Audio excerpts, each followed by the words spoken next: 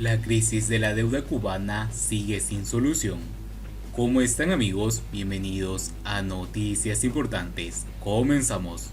Los acreedores de La Habana no van a dar más facilidades, están hartos y Cuba no puede perder el tiempo integrándose a los listados interminables de países en desarrollo que como consecuencia de la pandemia reclaman flexibilidad en el pago de la deuda, como si se tratase de algo oculto que debe quedar al margen de cualquier ejercicio de transparencia. Las autoridades comunistas de Cuba y el Club de París se han reunido en plena crisis de impago de la isla a sus principales acreedores. Lo que se debería haber tramitado como un ejercicio de información y responsabilidad ha acabado resolviendo como una reunión a puerta cerrada en la que Dios sabe que acabaron decidiendo, más aún cuando en el Parlamento Europeo se estaba planteando una iniciativa en defensa de los derechos humanos en Cuba que pretenden abolir el actual marco de relaciones de la Unión Europea con el régimen comunista. Ricardo Cabrizas, viceprimer ministro de Cuba, es bien conocido por los acreedores internacionales de Cuba y por eso el régimen le ha otorgado el papel de principal negociador de la deuda externa. Durante su visita a París, ha mantenido una reunión con Emmanuel Moulin, director general del Tesoro y a la sazón presidente del Club de París, entidad con que La Habana mantiene impago y a la que según fuentes dicen conocer el caso y podrían solicitar un nuevo aplazamiento. Del encuentro entre ambas autoridades no se ha difundido información alguna de los temas tratados y mucho menos de los acuerdos alcanzados, si es que hubo alguno. La falta de información atañe al Ministerio de Exteriores de Bruno Rodríguez, más concentrado en preparar la algarada de finales de mes contra el supuesto bloqueo o embargo de los Estados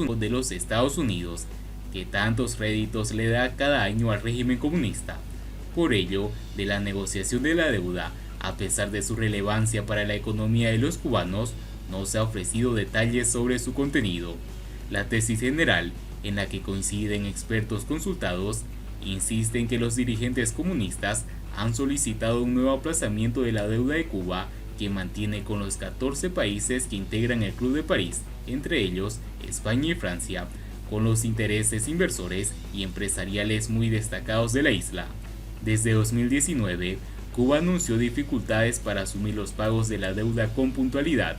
Luego, en 2020, dijo que no podría realizar los pagos y entró en default. Esta situación ha privado al país de obtener financiación en los mercados internacionales para atender la ausencia de divisas por la no llegada de turistas, los menores suministros de petróleo de Venezuela, la caída de las exportaciones, incluida la de los médicos, las inversiones extranjeras y remesas.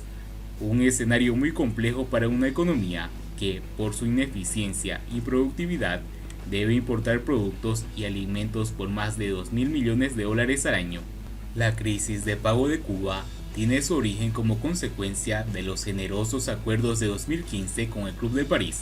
por los que se realizaba una condonación de 8.500 millones de dólares de una deuda total de 11.000 millones, fijándose el compromiso de pagar en plazos el importe restante hasta 2023. En vez de concentrarse en eliminar la deuda, el nuevo escenario llevó a las autoridades comunistas a aumentar los niveles de endeudamiento de forma acelerada, y ello con muy bajos crecimientos de la economía y su correlativo de productividad y competitividad exterior, lo que provocó los impagos que comenzaron parcialmente en 2019 y continuaron en la totalidad del 2020. Fue entonces que el régimen comunista solicitó una moratoria de 2 años para un total de unos 200 millones de dólares en atrasos con el Club de París, que aceptó solo un año con la posibilidad de renegociar. Cabrizas ha viajado a París para exponer el drama de la situación económica interna en Cuba, que jamás sería reconocido en Grama o Cuba Debate, pero que responde bastante al colapso en el que se encuentra la economía como consecuencia de un deterioro notable de las finanzas, un déficit de las balanzas de pago y estatal descontrolados, los efectos de la crisis de la pandemia del coronavirus y la pésima aplicación y gestión de las medidas de la tarea de ordenamiento. Las cifras ofrecidas dan muy poco margen para ajustar cualquier moratoria, porque la falta de expectativa de la economía para remontar este escenario a corto y mediano plazo son prácticamente nulas. Del encuentro de París, solo ha trascendido una referencia marginal a la cita de Cabrizas con Frank Riester, ministro delegado de Comercio Exterior y copresidente de la Comisión Económica y Comercial franco-cubana, y este tipo de reuniones apuntan ya en otra dirección distinta a la que se define en el marco de los acuerdos con los acreedores de préstamos, de tal modo que además de los asuntos financieros en dicha reunión, probablemente habrían aparecido otras medidas urgentes, aun cuando el régimen comunista no quiere reconocer, son la única salida para recuperar el actual escenario de endeudamiento exterior. Y puestos a imaginar, qué duda cabe que volvería a surgir el tema de la cooperación internacional y el canje de deuda por este tipo de proyectos, ahora relacionados con desarrollo local, que tanto gusta a los dirigentes de la dictadura. No sería extraño que se hayan negociado una apertura cuantitativa y cualitativa de proyectos de la cartera de inversiones, e incluso la eventual posibilidad de alcanzar acuerdos con pequeños emprendedores privados mucho más activos que las ineficientes empresas estatales. Desde el Ministerio de Exteriores se informó de manera lacónica que en los encuentros mantenidos por Cabrizas en París han sido tratados los principales temas de la agenda bilateral y también se ha ratificado la voluntad común de ampliar los vínculos políticos, económicos, comerciales, de inversión y cooperación. En ocasiones, el lenguaje del régimen castrista toma derroteros crípticos que hace necesario interpretar. La pregunta es, ¿qué se entiende por ampliar vínculos políticos, económicos y comerciales, de inversión y cooperación?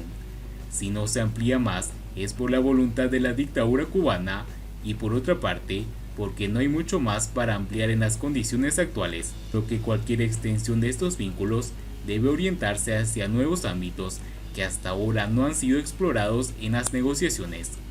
Los acreedores de La Habana no van a dar más facilidades, están hartos, y Cuba no puede perder el tiempo integrándose a listados interminables de países en desarrollo que como consecuencia de la pandemia reclaman flexibilidad en el pago de la deuda, aprovechando el generoso acuerdo del G20 de conceder una moratoria de un año a 74 naciones y renovación posterior por 6 meses. Lógicamente, Cuba no puede estar al frente de los beneficiados por esta medida por su negativa, desde tiempos de Fidel Castro, a integrarse en los organismos multilaterales de financiación como el Fondo Monetario Internacional o el Banco Mundial. Esa integración exigiría transparencia en las cuentas y parece que los comunistas cubanos huyen a esas prácticas de forma descarada. ¿Por qué será? Y bien amigos, así vamos terminando las noticias importantes del día de hoy. Espero que las noticias hayan sido de su agrado y no olviden que nos ayudarían mucho compartiendo las noticias y así poder informar a muchas más personas de la verdadera realidad en Cuba. Muchas gracias por seguirnos, no olviden suscribirse, nos vemos.